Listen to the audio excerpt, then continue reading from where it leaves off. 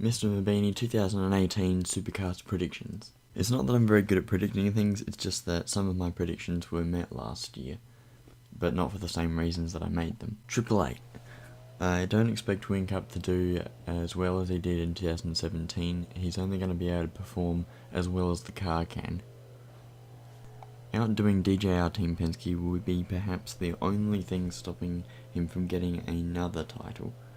He'll be in the top 5 for sure. Lowndes, with continuity in his engineer but with a new car, he'll probably bounce back from a 10th in the championship in 2017. I expect him to do much better. Like Jamie Whincup, Shane Van Gisbergen, I expect that DJR Team Penske will be the only thing stopping him from getting another title. Tickford Racing. Mark Winterbottom, with continuity in his engineer and car, I expect will get at least a podium. He'll remain inside the top 10. Cam Waters will have continuity in his engineer, but he'll have a different car. He's still on an upward trend, and I expect him to get at least an 8th or better in the championship. Chaz Mostert will be in his second year back with Adam DeBore as his engineer, and I expect him to be leading the Tickford cars, or at least having a better year than he did in 2017, which was his best. Richie Stanaway expects to have an ordinary rookie year, but ordinary rookie years are usually in the top 10 at some stage in the year. DJR Team Penske.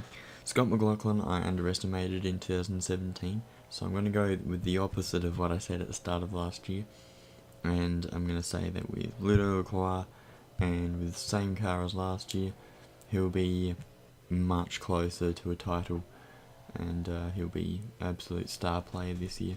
Fabian Coulthard will have a new engineer in 2018 and a new car, and so I'll see him struggle at the start of the year, but he'll get back on the horse and he'll be in the top 10 still. Nissan Motorsport. Michael Caruso I expect to be leading the Nissan pack still, maybe challenged by Rick Kelly. The only change for him is a new car, but there's big changes in the team itself, so at worst they could be way down the order, and at best they could be way up the order. I expect him to be somewhere between 10th and 20th in the championship. As I said before, Rick Kelly will be challenging Caruso for the top dog in the Nissans. He'll be between 10th and 20th in the championship as well. Simona Di Silvestro, she'll have a new engineer and might struggle at the start of the year, but she'll probably have a better year than 2017 as her rookie year. So in 2018 she'll definitely improve in some way. To what extent the improvement is, we can't really say, but I expect it to at least be between 15th and 20th in the championship. Andre Heimgartner, his only problem will be having to get accommodated with the Nissan, but he's a fast driver, and I expect him to be somewhere between 10th and 20th in the championship. Brad Jones Racing. Tim Slade is a quick driver, and he'll definitely bounce back from 11th in the championship in 2017. I expect him to be somewhere between 5th and 15th in the championship. Nick Percat. He will be in his 5th year in the championship, and for a lot of drivers, the 5th year is usually the best year for quite a few drivers who are in the field. Jamie Whincup and James Courtney both won their championships in their 5th year, and last year for Mclaughlin and Mostert, who had their best years, that was also their 5th year. So that's my theory, that Nick Percat he'll be up there, so watch out for him. Somewhere in the top 10 I'm thinking. Tim Blanchard, not as focused as his teammates, but he can perform well in a good car. I expect him to somewhere between 15th and 20th in the championship. He is on an upward trend. 23 Red Racing. Will Davison in his new team with Rob Crawford and the Sandown 500 winning car of 2017. I expect them to have a very up and down year, just because of how much experience there is and how much inexperience also that there is. So I expect him to be somewhere between 10th and 20th. We'll have to watch him. Matt Stone Racing, another brand new team alongside 23 Red. The 2017 Super 2 title winner in Todd Hazelwood Hazelwood's the only inexperienced person in the team, and as with most rookies, I expect him to get a top 10. In the championship, I expect him to be somewhere between 15th and the back end as well. Team 18, Lee Holdsworth. He'll have very few significant changes apart from the new car, but the team has been developing over the past 3 years apart from the big accident in 2016, but they will be improving from the 2017 results. They will get a handful of top 10s, and I'm hoping for a podium. Gary Rogers Motorsport. Garth Tander, I expect will be somewhere in the top 10. He usually does the best that the car can do, so he'll be there unless he's outperformed by his rookie teammate.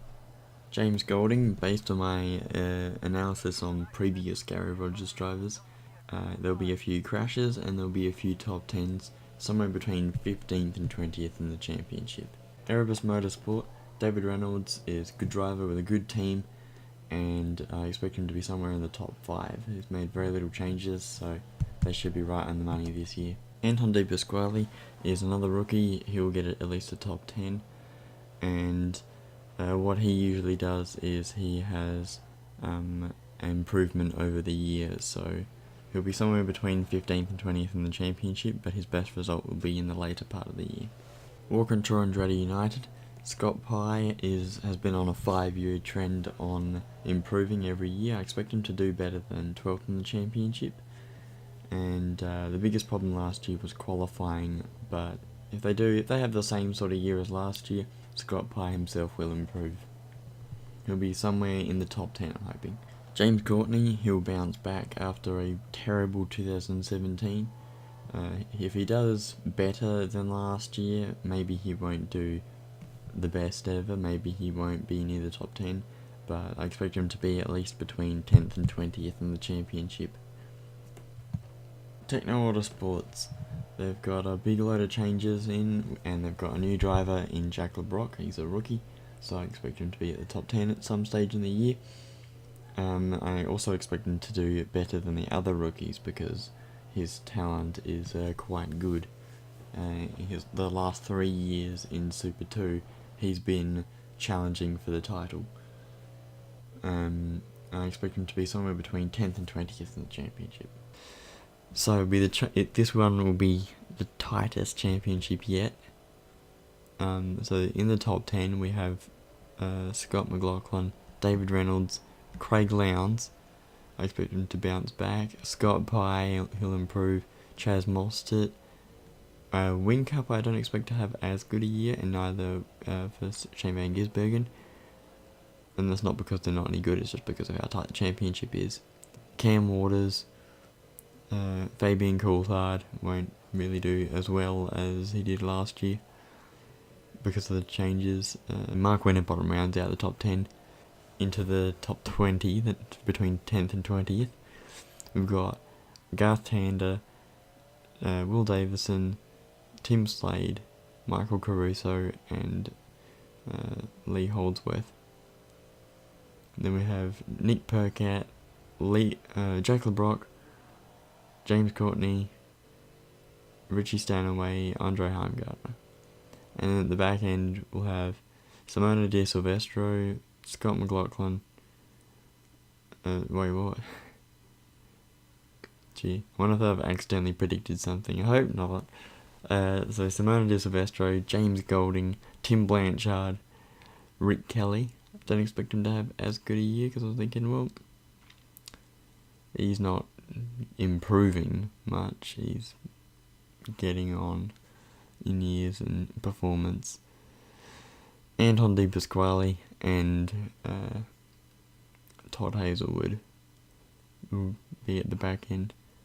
So those are my predictions, and let me know what you think about my predictions, or if you want to see any specific Supercars videos. Alright, see you next time, bye bye.